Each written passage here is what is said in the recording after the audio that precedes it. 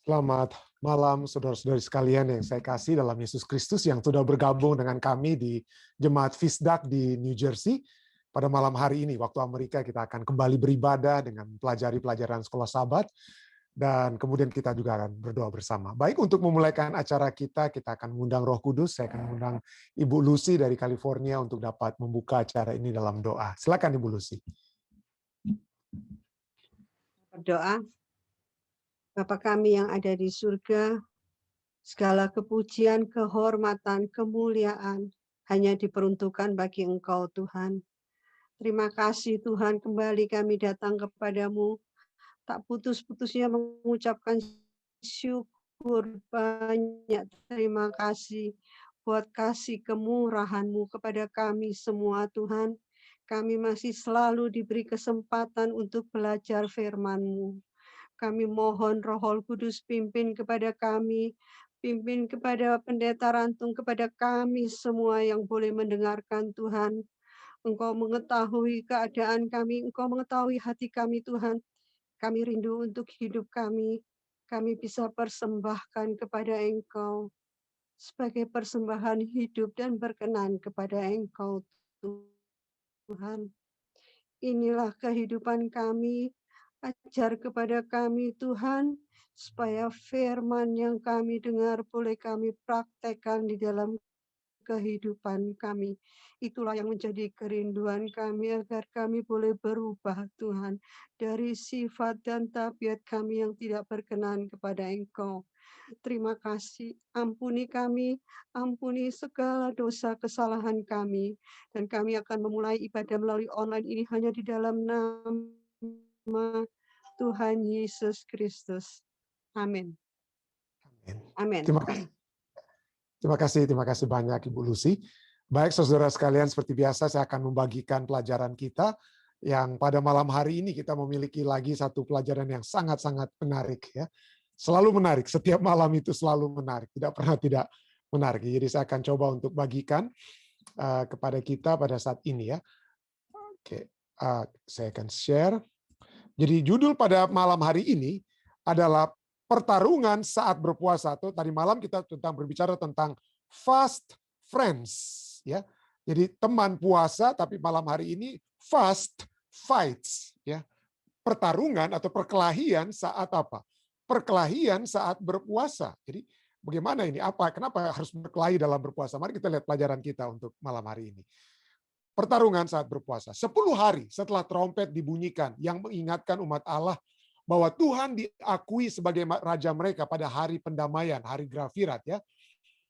Ketika kerendahan hati mereka melalui penyangkalan diri meneguhkan kesetiaan mereka kepada Dia sebagai raja, maka Nabi atau Yesaya meninggikan suaranya seperti trompet untuk mengumumkan bahwa mereka telah memberontak melawan Dia. Gantinya untuk merendahkan diri kepada Allah, tapi justru Nabi Yesaya mengumumkan bahwa orang-orang ini sekarang telah memberontak melawan Allah. Bacalah seluruh ayat dalam Yesaya 58 ayat 6 sampai 12. Tindakan apa sajakah yang dianggap Allah sebagai suatu sikap penyangkalan diri yang benar? Lebih lanjut, manakah yang lebih sulit? Tidak makan hanya beberapa kali atau menggunakan waktu dan uang Anda untuk memberi makan orang yang tunawisma di kota Anda? Mana yang lebih baik? Ya, kita berpuasa sedikit untuk supaya uang itu dapat diberikan kepada orang yang betul-betul kelaparan. Mana yang lebih baik? Yang berikutnya, prinsip apakah yang dilihat di balik tindakan ini? Bagaimanakah tindakan ini membentuk agama yang sejati? Ya, jadi Yesaya kita sudah baca kemarin ya, dengan penekanan Yesaya 58 ayat 1 sampai 5 ya, tentang bertanya puasa yang bagaimana, dan bukan puasa seperti yang orang-orang lakukan untuk menonjolkan diri ya. Tetapi Allah katakan bukan. Berpuasa yang kukendaki ialah supaya engkau membuka belenggu-belenggu kelaliman dan melepaskan tali-tali kuk, supaya engkau memerdekakan orang yang teraniaya dan mematahkan setiap kuk atau beban, supaya engkau memecah-mecah rotimu, membagi-bagikan makananmu dengan kata lainnya, bagi orang yang lapar dan membawa ke rumahmu orang miskin yang tak punya rumah. Dan apabila engkau melihat orang telanjang, supaya engkau memberi dia pakaian dan tidak menyembunyikan diri terhadap saudaramu sendiri. Artinya ini, apa artinya ini? Tidak menyembunyikan diri terhadap saudaramu sendiri. Pada saat orang membutuhkan, yang betul-betul membutuhkan. Ada orang yang mungkin ya bisa tipu atau apa ya, tetapi kita dapat memiliki kebijaksanaan dari Tuhan untuk mengetahui orang yang betul-betul membutuhkan termasuk saudara kita sendiri. Dan pada saat mereka meminta pertolongan dikatakan kita jangan menyembunyikan diri. Ya, jangan orang Manado bilang pura-pura pongo dan kata lain ya. Tapi kita tidak menyembunyikan diri terhadap saudaramu sendiri yang membutuhkan ya. Ayat 8. Pada waktu itulah terangmu akan merekah seperti fajar dan lukamu akan pulih dengan segera. Kalau kita berbuat kebajikan kepada orang lain, maka dikatakan terang kita akan merekah seperti fajar ya. Mahatma Gandhi katakan kalau kita ingin mengetahui apa itu bagaimana kebaikan di mata orang miskin, tanya kepada orang miskin, di mana orang Kristen yang sejati. Kenapa? Karena orang Kristen yang sejati menurut Mahatma Gandhi akan rela membantu orang-orang miskin. Jadi inilah, jadi terang kita itu dilihat pada saat kita membantu orang-orang yang betul-betul membutuhkan. Ya, pada waktu itulah terangmu akan merekah seperti fajar dan lukamu akan pulih dengan segera. Kebenaran menjadi barisan depanmu dan kemuliaan Tuhan barisan belakangmu. Pada waktu itulah engkau akan memanggil dan Tuhan akan menjawab. Engkau akan berteriak minta tolong dan ia akan berkata, ini aku. Apabila engkau tidak lagi mengenakan kuk kepada sesamamu dan tidak lagi menunjuk-nunjuk orang dengan jari dan memfitnah. Apabila engkau menyerahkan kepada orang lapar apa yang kau inginkan sendiri dan memuaskan hati orang yang tertindas, maka terangmu akan terbit dalam gelap dan kegelapanmu akan seperti rembang tengah hari. Tuhan akan menuntun engkau senantiasa dan akan membuat hatimu di tanah yang kering dan akan membaharui kekuatanmu. Engkau akan seperti taman yang diairi dengan baik dan seperti mata air yang tidak pernah mengecewakan. Engkau akan membangun reruntuhan yang sudah berabad-abad dan akan memperbaiki dasar yang diletakkan oleh banyak keturunan. Engkau akan disebutkan yang memperbaiki tembok yang tembus atau yang membetulkan jalan supaya tempat itu dapat dihuni. Jadi begitu banyak berkat di sini ya. Begitu banyak berkat, dikatakan apa? Di tanah yang kering sekalipun Tuhan akan menuntun engkau senantiasa dan memuaskan hatimu. Di tanah apa? Di tanah bukan tanah yang basah, tapi tanah yang kering. Di sini dikatakan ya. Ia akan memperbaharui kekuatan pada saat kita dapat membantu orang lain. Nah, pelajaran kita kemudian katakan, semua bisa menjadi orang yang religius. Semua bisa melakukan ritual keagamaan seperti bayar perpuluhan ke gereja, ya bahkan ritual yang benar itu bagus, itu tidak disalahkan.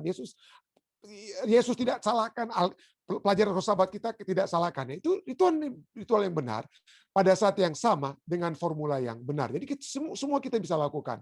Tetapi bukan hanya itu saja. Bukan hanya itu saja yang Tuhan inginkan. Perhatikan kehidupan Yesus. Meskipun dia sangat setia melakukan ritual keagamaan pada waktu itu, penulis Injil justru lebih berfokus kepada tindakan-tindakan rahmatnya, penyembuhannya, bagaimana ia memberi makan orang banyak, dan pengampunannya kepada mereka yang membutuhkan daripada kesetiaannya kepada ritual keagamaan. Ya.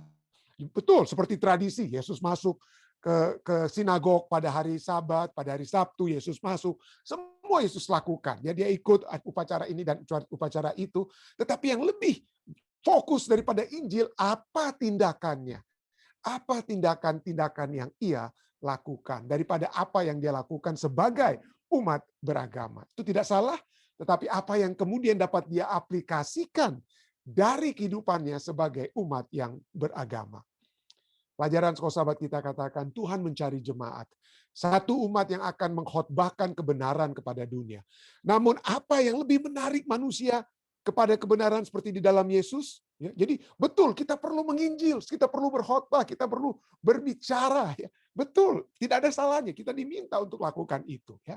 Kita diminta untuk lakukan. Tetapi yang lebih menarik manusia kepada kebenaran dalam Yesus adalah kepatuhan yang ketat. Apakah kepatuhan yang ketat terhadap hukum diet ataukah keinginan untuk membantu orang yang lapar?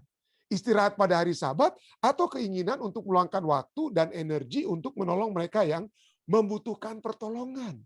Jadi segala khotbah, segala kepatuhan terhadap apa? Hukum kesehatan, kepatuhan terhadap hukum, kebenaran hari Sabat, tentang tindakan yang benar hari Sabat, bagus untuk kita khotbahkan. Tetapi lebih daripada itu, apa yang dapat kita lakukan? Aplikasi daripada kesucian hari Sabat itu yang dapat kita buat untuk membantu orang lain yang membutuhkan pertolongan. Itu yang akan lebih menarik apa? Manusia. Baca Matius 25 ayat 40 dan Yakobus 1 ayat 27. Apakah yang dikatakan ayat-ayat ini kepada kita? Matius 25 ayat 40 katakan apa? Dan raja itu akan menjawab mereka. Nanti kita akan baca ya. Pada saat orang-orang ya bertemu kembali dengan raja atau dengan Allah ya. Lalu pada saat aku makan ini, aku lapar, kamu memberikan aku makan dan lain sebagainya.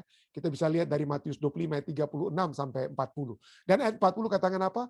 Dan raja itu akan menjawab mereka, aku berkata kepadamu, sesungguhnya segala yang kamu lakukan untuk salah seorang dari saudaraku yang paling hina ini, yang kelaparan, yang membutuhkan tumpangan, yang membutuhkan ini dan itu, kamu telah melakukannya untuk aku. Yakobus 1 ayat 27 katakan, ibadah yang murni dan yang tak bercacat di hadapan Allah, Bapa kita ialah apa? Ibadah yang murni. Ya, ibadah yang murni adalah masuk gereja setiap hari Sabat. Betul itu. Tidak ada salahnya, tapi yang ini di sini dikatakan apa? Menurut Yakobus 1:27, ibadah yang murni dan yang tak bercacat di hadapan Allah, Bapa kita ialah mengunjungi yatim piatu dan janda-janda dalam kesusahan mereka. Dalam kesusahan mereka dan menjaga supaya dirinya sendiri tidak dicemarkan oleh dunia. Jadi kesucian juga itu menjadi bagian kita, harus menjadi bagian kita ya, supaya kita dekat dengan Tuhan dan tidak mencemarkan diri. Tetapi yang pertama adalah apa disebutkan di sini, mengunjungi yatim piatu dan janda-janda dalam kesusahan mereka. Perhatikan pelajaran sahabat kita bertanya kepada kita.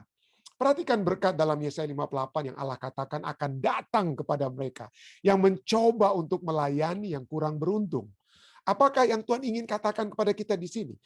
Apakah janji campur tangan supernatural yang ajaib dalam hidup kita jika melakukan hal-hal ini? Tuhan akan menuntun kita, Tuhan akan memuaskan kita, Tuhan akan memberkati kita di tanah kering sekalipun pada saat kita membantu orang lain. Atau mungkinkah Allah sedang mengatakan kepada kita berkat alami yang akan kita terima dengan memberikan diri kita kepada orang lain. Gantinya menjadi egois, tamak, dan mementingkan diri. Berikan jawaban Anda. Jadi pada malam hari ini kita diminta untuk memiliki satu pembahasan ya, bagaimana apa kehidupan beragama yang sejati. Betul, kehidupan beragama yang sejati itu adalah ada mungkin kegiatan-kegiatan aktivitas keagamaan yang dapat membantu kita. Allah tidak melarang kita untuk berbakti, untuk pergi ke gereja, untuk bersekutu dengan umat Tuhan dalam perjamuan kudus, itu bagus untuk kita lakukan. Tetapi selain itu, yang utama yang akan menarik manusia adalah apa yang kita lakukan kepada mereka. Ya, banyak orang itu lebih mengingat apa yang Anda lakukan daripada apa yang Anda atau saya katakan. Ya, apa yang kita lakukan itu lebih berlipat-lipat daripada apa yang kita katakan. Dan ini yang selalu Allah tunjukkan. Yesus katakan pada saat dia menerima tugas atau memulaikan tugasnya. Apa yang dikatakan di situ? Ya, yang dia menjadi penekanan Yesus dalam Lukas 4 ayat 18 sampai 19. Roh Tuhan ada padaku oleh sebab Ia, Roh Tuhan, telah mengurapi aku untuk menyampaikan kabar baik kepada orang-orang miskin. Pertama, dan Ia telah mengutus aku untuk memberitakan pembebasan pada orang-orang tawanan dan penglihatan bagi orang-orang buta, untuk membebaskan orang yang tertindas, untuk memberitakan tahun rahmat Tuhan telah datang. Jadi pertama adalah apa ya? Kabar baik kepada orang-orang miskin. Kenapa? Karena mereka lah yang tidak diperhatikan. Mereka lah yang paling tidak mendapatkan perhatian. Ya. Tidak mendapatkan perhatian. Disepelekan. Disepelekan. Dan pada saat kemudian kita sudah baca tadi ya, pada saat Yesus kemudian ya, yang dia lakukan adalah apa yang dia lakukan. Dia memberi makan orang-orang yang kelaparan ya, pada saat mereka mendengarkan dia berbicara. Jadi dia memenuhi kebutuhan mereka dan satu juga anjurannya. Dia katakan dalam Lukas 14 ayat 13 sampai 14. Sana dikatakan, apabila engkau mengadakan perjamuan, undanglah orang-orang miskin, orang-orang cacat, orang-orang lumpuh, dan orang-orang buta. Dan engkau akan berbahagia karena mereka tidak mempunyai apa-apa untuk membalasnya kepadamu. Sebab engkau akan mendapat balasnya pada hari kebangkitan orang-orang benar. Jadi perhatikan, perhatikan pada saat kita perjamuan ya, perhatikan juga kebutuhan-kebutuhan orang-orang miskin, orang-orang cacat ya.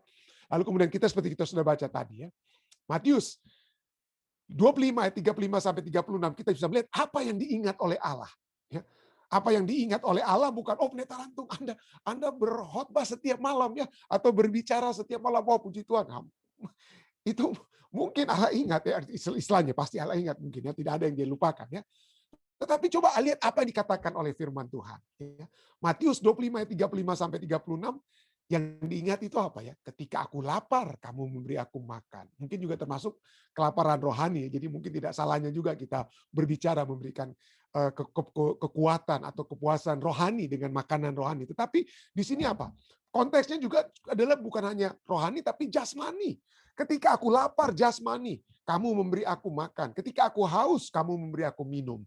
Ketika aku orang asing, kamu memberi aku tumpangan. Ketika aku telanjang, kamu memberi aku pakaian. Jadi apa yang kita lakukan kepada orang lain itu yang diingat oleh Allah. Yang diingat oleh Allah. Yeremia 22 ayat 15 sampai 16 berbicara bagaimana Allah berkata kepada anak daripada Raja Yosia. Ya. Lalu ini yang dikatakan kepada anak tentang ayahnya Raja Yosia. Bahwa Raja Yosia, melakukan keadilan dan kebenaran, ayat 16, serta mengadili perkara orang sengsara dan orang miskin dengan adil. Bukankah itu namanya mengenal aku? Demikianlah firman Tuhan. Jadi apa yang kita lakukan kepada apa? Orang-orang miskin. Apa yang dapat kita lakukan? Selama 10 tahun kami berada di Ethiopia ya. Ada saat-saat, maksudnya seringkali saya diminta untuk berkhotbah, bikin minggu sembahyang, dan lain sebagainya. Tetapi setiap kali kami bertemu kembali dengan sahabat-sahabat lama di Ethiopia ya, dan apa yang mereka katakan, maka yang saya perhatikan adalah bahwa yang mereka ingat-ingat itu apa yang kami yang kami rasa sebenarnya kecil sekali. Kami ada pohon advokat yang besarnya hampir seperti kepala orang gitu ya. Itu yang sering kami bagikan, itu kan bukan milik kami kan. Itu adalah berkat ya, pohon itu sudah ada beberapa pohon di halaman rumah kami cuma bagi-bagikan saja. Mangga, ada mangga, kami makan sih, kami bagikan. Jadi kami bagikan selalu ke kampus itu. Dan orang-orang ingat kami itu bukan, artinya selain mungkin apa yang saya ajarkan atau apa, tapi yang lebih mereka ingat itu adalah apa yang kita bagi-bagikan kepada orang-orang lain. Jadi mungkin inilah yang memang artinya yang mungkin menjadi apa ya? Kalau Anda ingat kebaikan-kebaikan orang lain, orang yang berkesan dalam kehidupan Anda. Coba, apa orang-orang yang berkesan yang Anda bisa ingat? Kalau Anda bisa, saya minta Anda ingat sekarang. Coba ingat orang yang paling Anda rasa sayang, Anda suka orang tersebut. Lalu Anda ingat orang tersebut pada saat ini. Lalu kira-kira asosiasi apa yang Anda miliki tentang orang tersebut?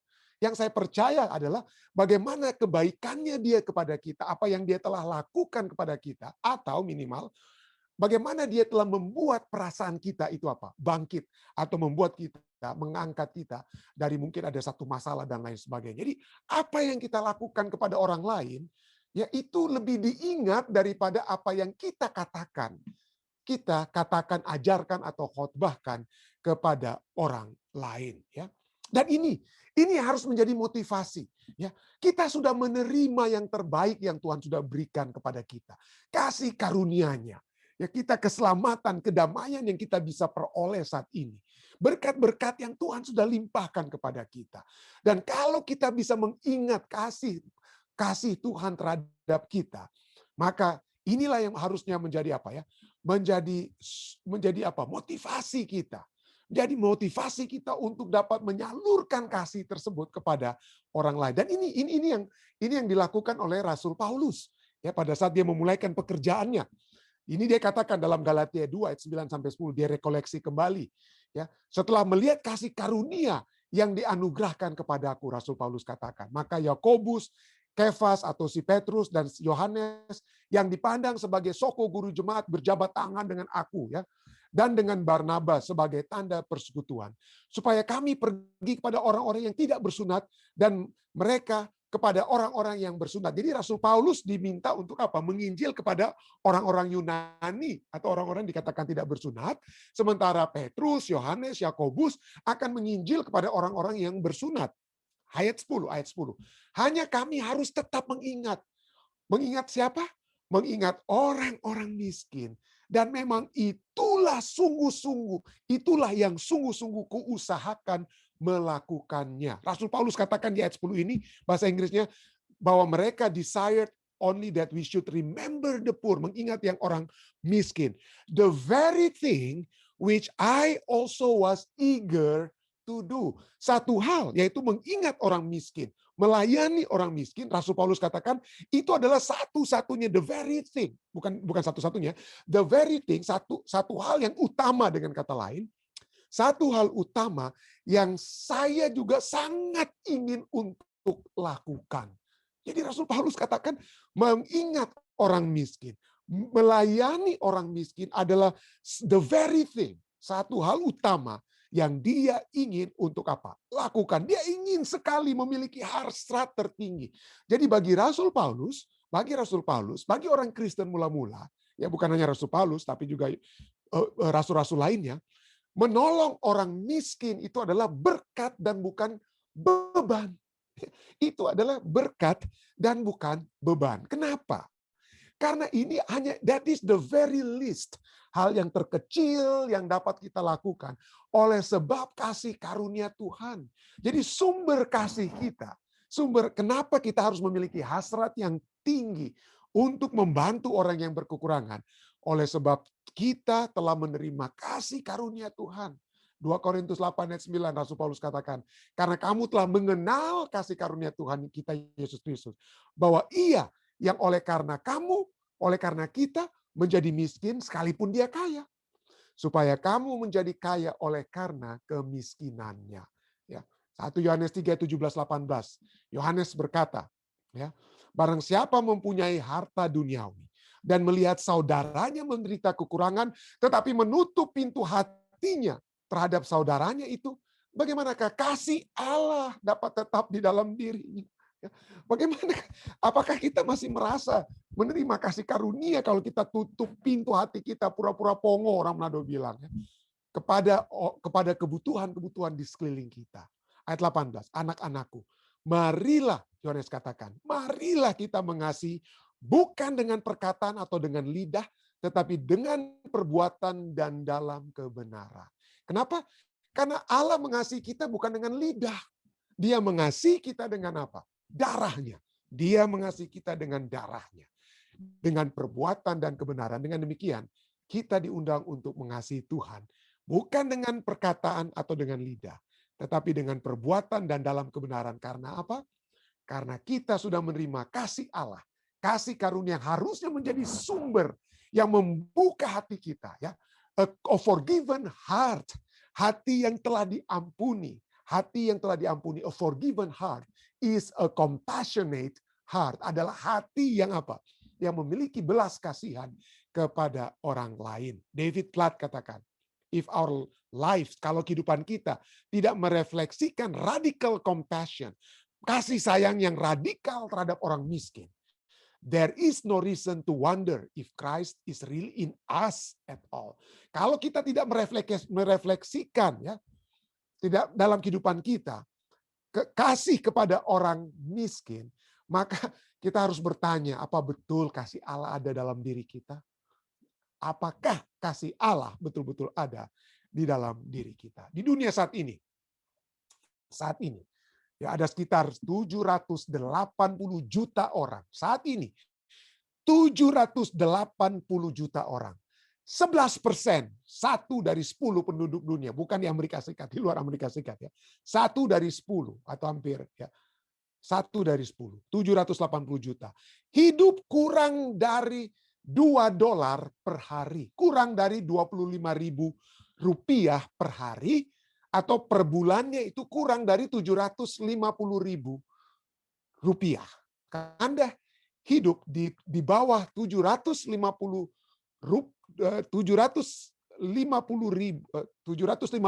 rupiah.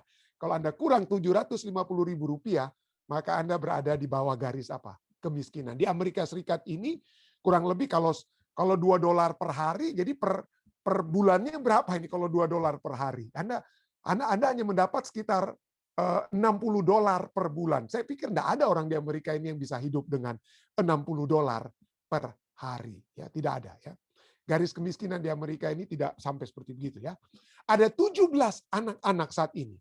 Ada 17 juta, bukan 17 anak, tapi 17 juta anak-anak yang menderita apa? Malnutrisi, seluruh dunia kurang apa? Kurang makanan, severe malnourished ya, kekurangan gizi yang sangat acute ya, sangat acute. Oleh sebab itu kematian setiap tahun ada 2 juta anak-anak, 2 juta anak yang mati setiap tahun karena kekurangan gizi. Setiap hari ada 1.000 anak-anak. 1.000 anak-anak di bawah 5 tahun yang mati karena diarea, disentri, yang disebabkan oleh air yang terkontaminasi dan juga sanitasi atau kebersihan yang kurang. 1.000 anak-anak di bawah 5 tahun. Ya, 5 tahun mati setiap hari. 1.000 anak setiap hari. Ya. Di mana? Dari 780 juta orang di dunia ini, di mana mereka umumnya? 413,3 juta orang itu di Afrika. Di Afrika di bawah daripada Sub-Sahara, artinya bukan di Libya, Mesir, tapi di bawah Afrika bagian tengah dan selatan ya. 413 juta. 216 juta itu di Afrika, di Asia Selatan seperti dari India, Pakistan, India, lalu Bangladesh dan itu ya. Lalu ada 25 atau 26 juta itu 47 juta itu di Asia, ya di Indonesia dan seterusnya di Pasifik ya. 47 juta. Hampir 26 juta itu di Amerika Selatan dan di Karibian, 18 juta itu di Timur Tengah dan Afrika Utara, dan 7 juta itu di Eropa dan Sentral Asia ya. Tidak banyak, tidak ada orang yang hidup di North America yang berada di extreme poverty level. Tetapi ya kita tahu bahwa dengan adanya COVID-19 maka orang yang jatuh di bawah garis kemiskinan itu berlipat ganda, khususnya di India, Nigeria, dan yang ketiga juga di mana ya? Di Indonesia, walaupun tidak terlalu banyak seperti India ataupun Nigeria, tetapi semakin dan semakin bertambah. Ya. Apakah kita memiliki concern kepada orang-orang yang membutuhkan? Tentu saja banyak di Amerika ini ada yang dapat kita lakukan ya kepada orang-orang yang betul-betul membutuhkan. Seringkali kita takut untuk membagi uang ya. Ada yang katakan, pendeta bagaimana kalau di pinggir jalan orang minta-minta uang, kalau mereka nanti gunakan untuk mereka gunakan untuk beli obat-obatan, mabuk dan lain sebagainya. Mungkin kalau Anda ragu, tidak tergerak untuk memberikan uang, mungkin Anda bisa memberikan minuman atau makanan yang di kaleng atau yang mereka bisa mereka bisa makan. Tetapi jika Anda juga tergerak, dan jemaat Fisda kami, puji Tuhan ya, pada waktu lalu kita keluarga kami setiap tahun mencoba untuk membantu saudara-saudari kita yang ada di Ethiopia ya, karena kami ada kedekatan dengan mereka.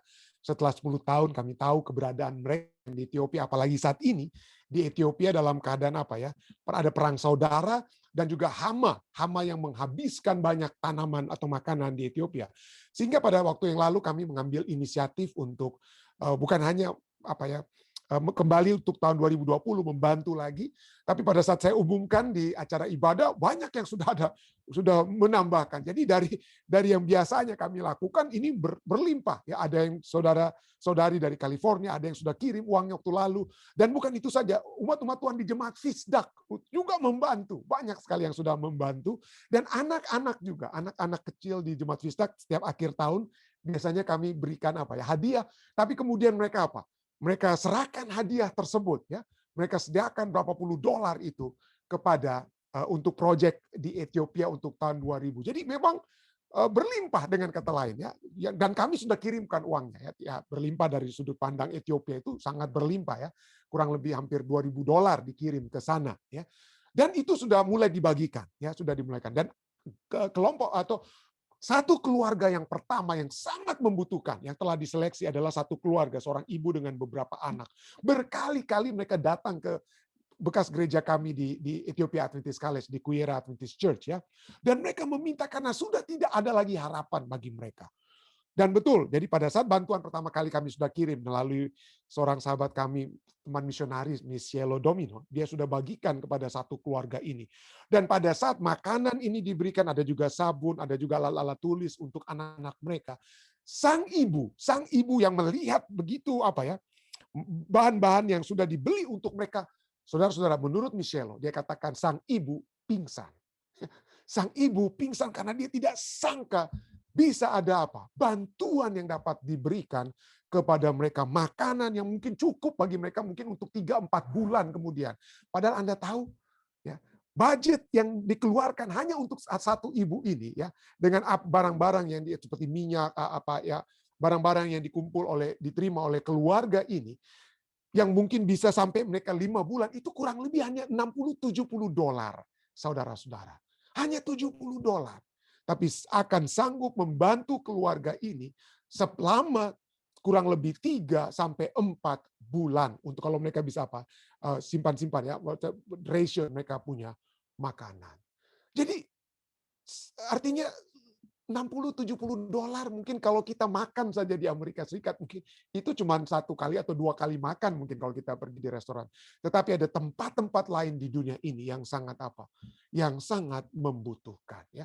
Jadi marilah kita bukan hanya berdoa, marilah kita juga berpikir, ya. Saya tidak lagi ingin karena proyek ini sudah sementara berjalan, ya. Artinya saya tidak sedang mau Anda untuk dapat kirim lagi uang, tidak. Itu untuk saat ini kami sudah tutup, terus terang dari Jemaat Fisda kami sudah tutup karena sekarang sedang dalam proses pemberian bantuan tersebut. Tetapi marilah kita selalu bukan hanya berdoa, tapi jika ada satu saat ada bantuan yang dapat Anda berikan, khususnya ke tempat-tempat di mana penghasilan mereka itu kurang daripada $2 per hari. Ya, kalau ada yang kurang dari $2 per hari, maka marilah kita coba untuk dapat membantu saudara-saudara kita yang berkekurangan. Karena walaupun sedikit yang kita bawakan, tetapi itu akan memberikan satu hal yang sangat berarti bagi mereka. Saya bawa ini dalam nama Yesus. Amin. Baik, saudara-saudara sekalian, jika ada tambahan, ya.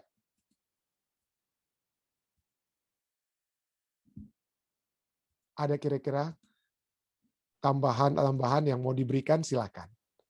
Saya ada sedikit kesaksian yang Silakan. ada hubungannya, pendeta, dengan pelajaran sekolah sahabat kita pada hari ini. Ada satu hal yang kami miss karena pandemik. Sebelum pandemik itu terjadi selama 10 tahun, setiap hari Sabat kami, ya, keluarga, saya, istri, sama 2 anak, selalu pergi ke convalescent dari jam 2 siang sampai jam 3. Kami di situ, saya nggak pernah menyanyi. Tuhan tidak memberikan kepada saya bakat untuk menyanyi.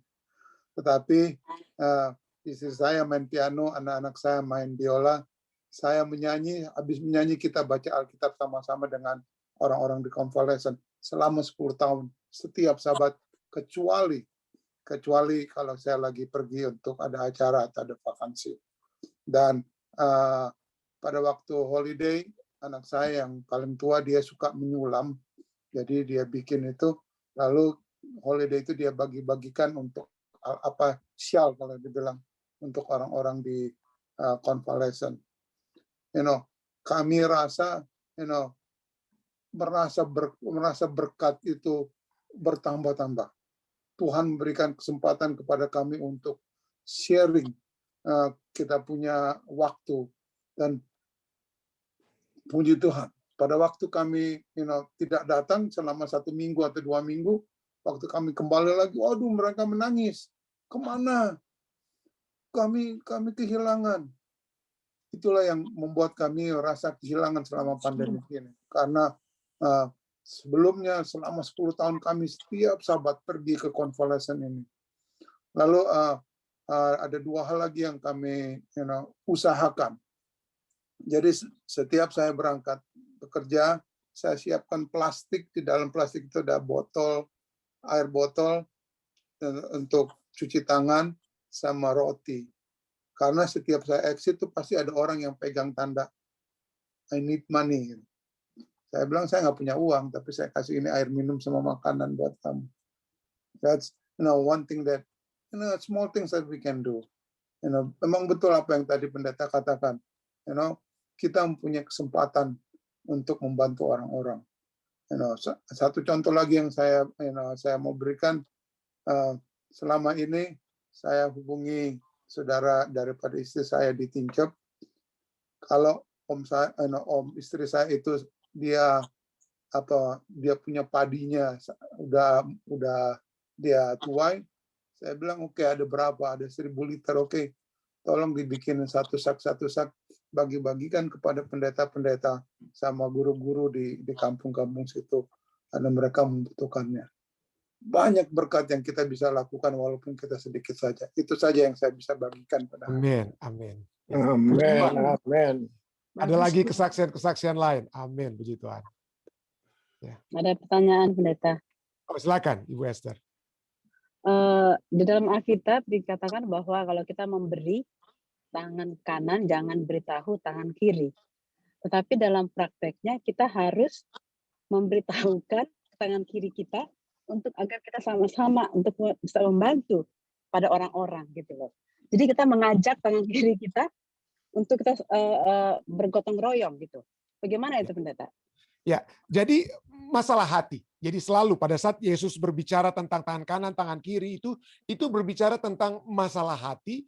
Oleh sebab apa ya? Seperti orang-orang ahli-ahli Taurat, hukum ahli-ahli agama istilahnya di zaman Yesus, mereka segala sesuatu yang mereka lakukan, entah itu berpuasa seperti yang kita lihat. Ya, pada saat mereka berpuasa, pada saat mereka berdoa, pada saat mereka memberi sedekah, pada saat mereka memberi persembahan di sinagog, segala sesuatu mereka lakukan itu supaya dilihat oleh orang lain. Ya, supaya itu menjadi sesuatu hal yang dilihat dan orang memuji mereka. Ya, supaya orang-orang memuji, bahasa Menadonya jadi makam puji ya. Jadi masalah hati adalah kenapa? Jadi kita harus bertanya, kenapa saya melakukan hal ini? Kenapa kita memberikan hal ini? Apakah motivasinya adalah supaya orang puji-puji kita, atau mungkin seperti yang Ibu Esther katakan, mungkin kita bisa kita bisa menjadi satu kesaksian, menjadi satu inspirasi, atau mungkin kita menjadi satu promosi yang dapat kita gunakan bersama supaya kita dapat menggalang kebersamaan tersebut ya. Kita dapat menggalang kebersamaan. Nah, kenapa saya katakan demikian? Karena kalau kita bilang dia memberikan sesuatu, maka Rasul Paulus pun banyak kali dia berbicara, kepada jemaat ini mari kita kumpulkan dana, mari kita kumpulkan, kita bantu jemaat-jemaat di tempat yang berkekurangan ini. Dan Rasul Paulus berbicara tentang apa? Bagaimana dia membawa bantuan dari satu jemaat kepada jemaat yang lain. Nah, itu Rasul Paulus tuliskan ya. Jadi Rasul Paulus tuliskan hal tersebut. Dan begitu banyak lagi contoh-contoh ya. Bagaimana di Perjanjian Baru pada saat mereka pada saat mereka mengumpulkan harta bersama lalu dibagi-bagikan kepada orang-orang miskin dan lain sebagainya. Jadi itu mereka hubungkan dengan kata lain ya. Jadi bisa juga untuk supaya itu menggalang kebersamaan, dan juga untuk seperti membuat laporan seperti Rasul Paulus ya, ataupun di dalam kitab para rasul berbicara bagaimana mereka mengumpulkan uang ini, ada yang akhirnya menipu dalam pengumpulan mereka seperti Ananias dan Safira dan lain sebagainya.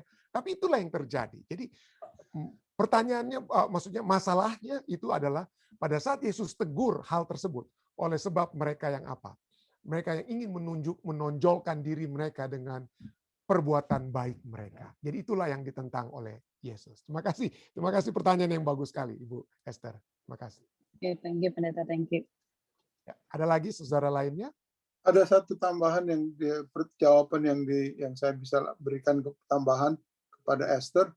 Dalam buku Matius 5 ayat 16, di situ ditulis, biarlah perbuatanmu dilihat orang supaya Bapamu di surga ditinggikan.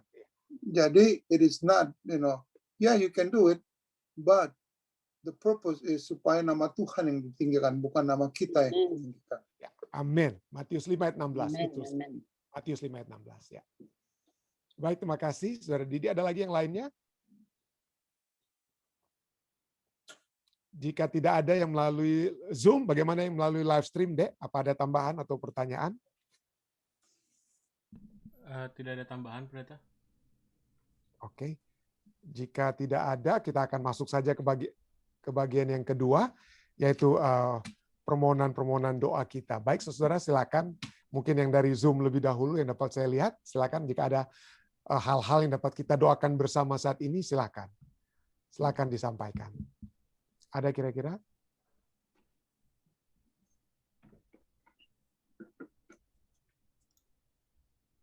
Jika ya, Mami, silakan. Mami mau bicara mungkin atau Papi, orang tua saya, Pendeta Alex Rantung dan Ibu Neti Hendricks. Ada kira-kira? Oh, minggu depan kita mau second vaksinasi. Doakan supaya semua berjalan dengan baik. Amin. Tapi pengalaman ini semua baik, jadi kira-kira semua baik.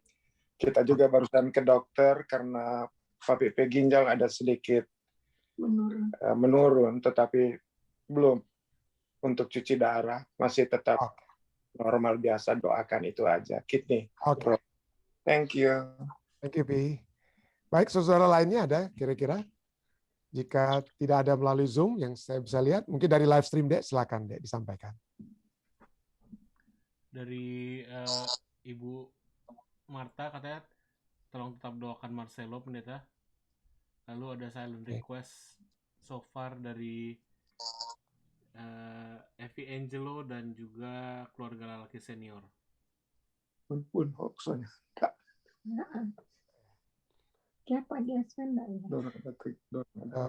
Baik, terima kasih. Jika ada lagi yang lainnya, yang dari live stream, jika tidak ada, kita tentunya bersyukur ya, bersama-sama dengan Caleb yang saya tahu berulang tahun ya. Caleb yang berulang tahun, kita bersyukur bersama-sama dengan keluarga besar Sumendap ya, dengan Bridget, atau Feli, Regan yang merayakan ulang tahun daripada Caleb ya. Baik, saudara sekalian, jika tidak ada lagi, kita akan bersatu. Ya, silakan, Dek. Boleh doakan juga Papa yang berulang tahun. Oke, Bapak. Iya, betul Bapak. Ya, Bapak Siregar yang berulang tahun. Baik, jika tidak ada lagi, mari kita bersatu dalam doa. Bapa yang penuh kasih dalam takhta kerajaan surga, pada malam hari ini Tuhan kami datang bersyukur, memuji dan membesarkan nama-Mu atas kesempatan yang indah kami umat-umat Tuhan dapat kembali beribadah bersama di malam hari waktu Amerika, pagi hari waktu Indonesia, tengah malam waktu Jerman, kami dapat bersama-sama kembali Tuhan untuk mendengarkan firman-Mu, dapat kembali diingatkan tentang kasih-Mu yang sudah menjadi bagian kami. Dan pada saat kami yang sudah menerima kasih-Mu tersebut, kasih karunia-Mu Tuhan, maka kami dapat menghidupkan sukacita penerimaan kami terhadap kasih-Mu dengan mengasihi orang lain, khususnya mereka yang memerlukan, yang sangat memerlukan bantuan-bantuan yang dapat kami bagikan kepada mereka. Kami berdoa Tuhan, kiranya pelajaran ini bukan hanya menjadi sesuatu yang baik untuk didengar, tetapi dapat menjadi satu kekuatan di mana kami semua dapat juga mempraktekkan dalam kehidupan kami. Kami dapat menyisihkan apa yang dapat kami telah terima dari Engkau untuk dapat kami bagikan kepada sesama kami yang betul-betul membutuhkan pertolongan dari Engkau melalui kami ya Tuhan. Terima kasih Tuhan, kiranya pelajaran ini dapat menjadi satu kekuatan kepada kami semua. Pada malam hari ini juga kami datang untuk bersyukur karena kami dapat merayakan ulang tahun ataupun merasakan kasih surga yang sudah menjadi bagian Caleb. Tuhan, yang Tuhan sudah tuntun anak Tuhan ini sudah memasuki usia yang ke-8 pada saat ini. Kami bersyukur Tuhan, Engkau sudah menuntun kehidupannya, menuntun kehidupan orang tuanya, keluarganya, omanya, Tante Feli, juga tentunya sudah menjadi bagian Bridget yang sudah mengasuh anak ini dengan sebaik-baiknya. Dan kami berdoa kiranya hikmat akal budi dari surga akan terus menyertai Caleb dalam perjalanan kehidupannya. Dia akan terus menjadi anak yang setia, selalu setia kepada Tuhan. Hamba-Mu juga ingin berdoa bagi Bridget dan keluarganya. Kiranya penyertaan surga akan selalu menjadi bagiannya dan Tuhan akan selalu menuntun kehidupannya sehingga Bridget akan semakin dekat dan selalu dekat dengan Tuhan dan berjalan sesuai dengan kehendak yang Engkau hendaki untuk dilalui oleh Bridget. Pada malam hari ini juga Tuhan, hamba-Mu ingin bersyukur oleh sebab penyertaan surga yang sudah menjadi bagian Bapak Siregar yang juga berulang tahun. Tuhan, kami hanya melihat bagaimana penyertaan Tuhan yang sudah menjadi bagian beliau.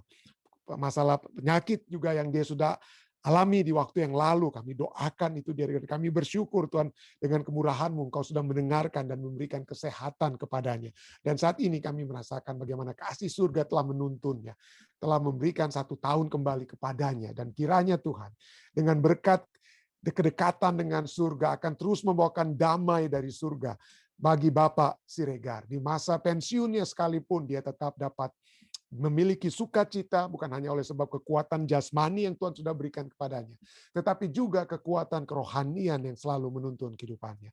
Itu juga dapat menjadi satu kekuatan bagi Ibu Siregar, juga anak-anak Samuel dan keluarganya yang ada di Indonesia dan juga Dede yang ada di Amerika Serikat dan baby Gabriel. Kami berdoa Tuhan, kiranya penyertaan surga akan selalu menjadi bagian keluarga besar Siregar pada saat ini. Kami juga datang Tuhan untuk membawakan permohonan-permohonan doa kami. Kami ingin berdoa bagi bersama-sama dengan Ibu Marta bagi kesehatan Marcelo. Tuhan, kami ingin kembali mengingat anak ini untuk Engkau terus naungi dia dengan kasih-Mu, Tuhan.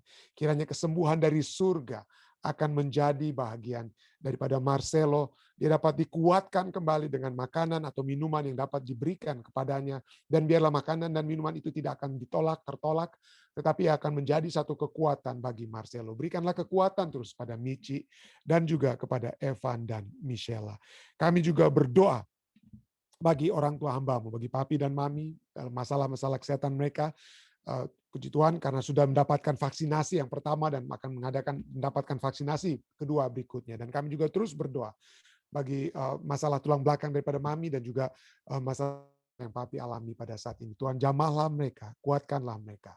Dan biarlah dengan penyertaan surga, mereka akan selalu memiliki kekuatan dalam perjalanan kehidupan mereka bersama-sama dengan Engkau. Pada malam hari ini juga hamba-Mu ingin berdoa dengan permohonan doa daripada Evi dan Angel, Tuhan, dengan pergumulan mereka. Tuhan, dengarkanlah.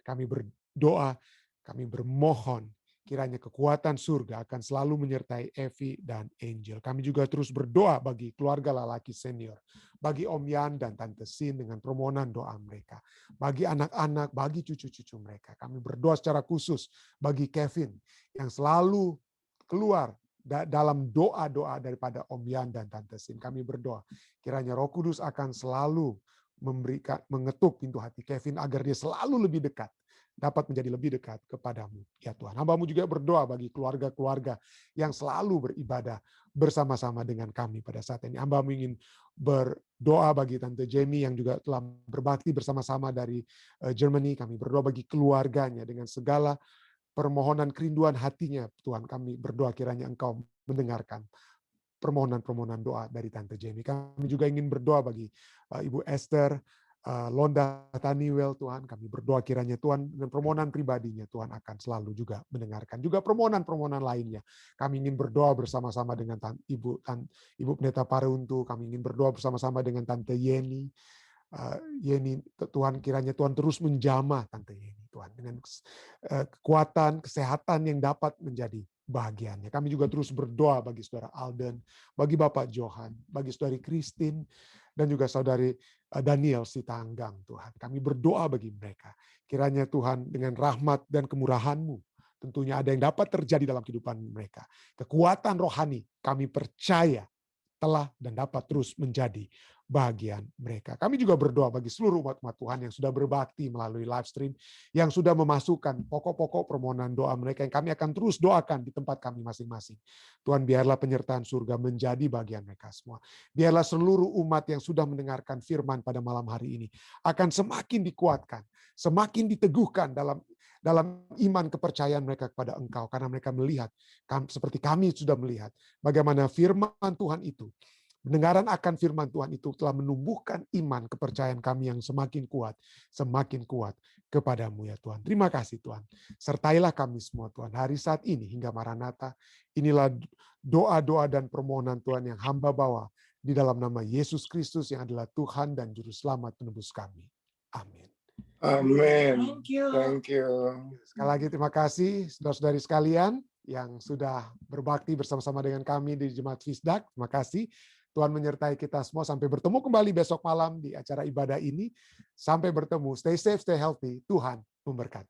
Bersama-sama dengan kami di Jemaat Fisdak, pelajaran sekolah sahabat yang untuk kita baca. Malam hari waktu Amerika, pagi hari waktu Indonesia, kita akan masuk kepada bagian yang kedua, yang ada hal-hal yang dapat kita doakan bersama. Silakan.